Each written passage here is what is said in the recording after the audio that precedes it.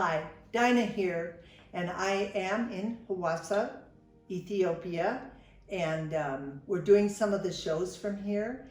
And I just want to talk to you a little bit about my impressions and my thoughts being someone from the United States, someone who's in the upper middle class, and coming to Ethiopia, and it has changed me.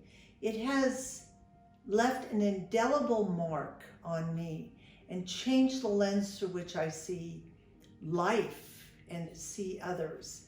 I remember when I first came, of course, Mike and I came, we didn't even know why we were coming, but we came, it was about 10 years ago, and we came and met Joy, who's in one of my other programs, and it was at that time that we ended up starting a maternity home. Who would have thought? We kept running into situations where women were pregnant, they had nowhere to go, and a young woman came to us, her name was Messeret, and God had laid it on her heart to work with women and children, and by the time we left, she was hired, and we started the first maternity home in Ethiopia. And what ensued were many trips back for both Mike and I, but then I would just come alone to visit and to solve problems and to oversee the running of the maternity home. I remember one time I was sitting and I was listening to these stories, and the stories they're heartbreaking, because these girls, when they get pregnant here in Ethiopia out of wedlock, their family probably will reject them. They will be cast out. If they're involved in a church, the church will cast them out. And if they have a village or a town that they're in, they will be cast out of that. And so it is so difficult for them.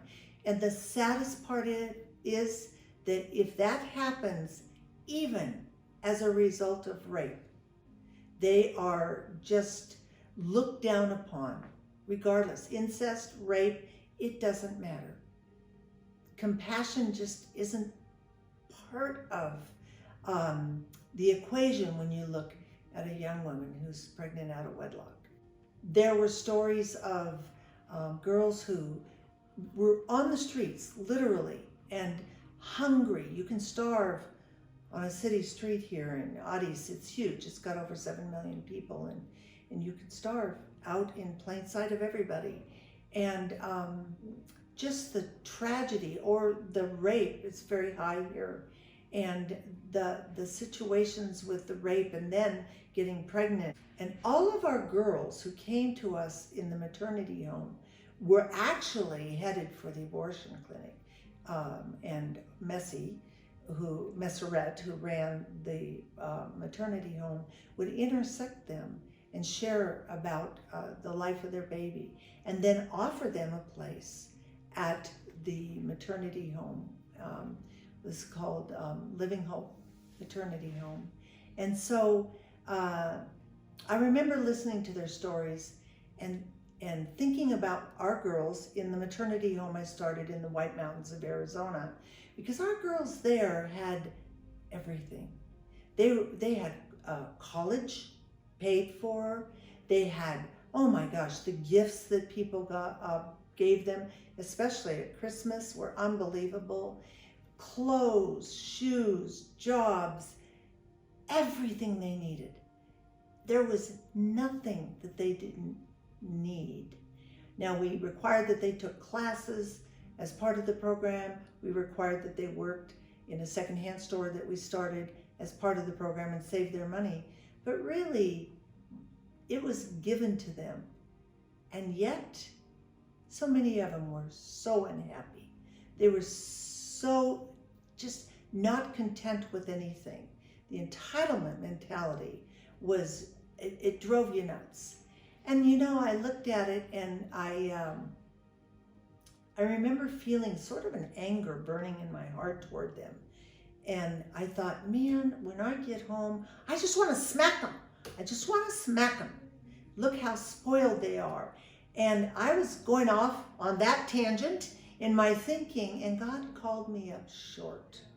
And he said very clearly, Dinah, there is a poverty of the soul that is equally debilitating as physical poverty.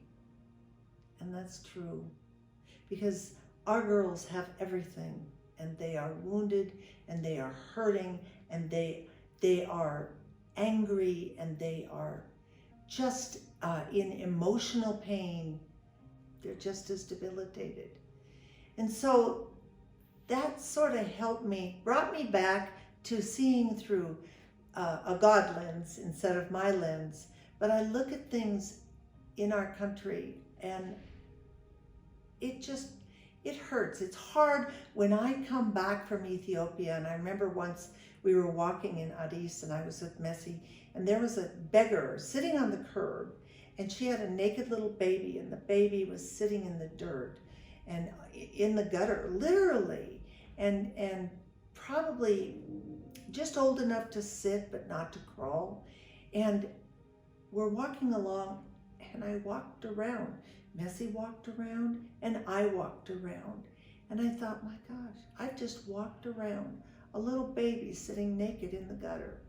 And I think when we see the poverty over here and just the tragedy in the lives of so many people, because they don't have the opportunities, they don't have the ability to be educated, they don't have all these things.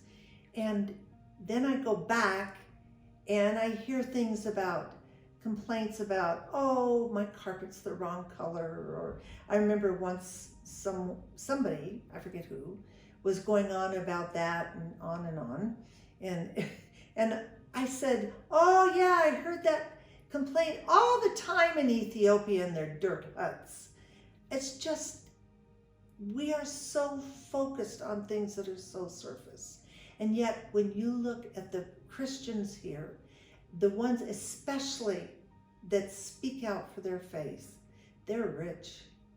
They are so rich in by God's standard and in God's economy. We're the ones to be pitied, not them. If you watch Zerahun's show, these men who go from Islam to Christianity, they know that their life is probably going to be taken because of their faith, or they'll be beat up or tortured. And they don't turn their back because they understand the kingdom of God, and they understand what priceless treasure they have in knowing Jesus. They're rich. I think we're poor.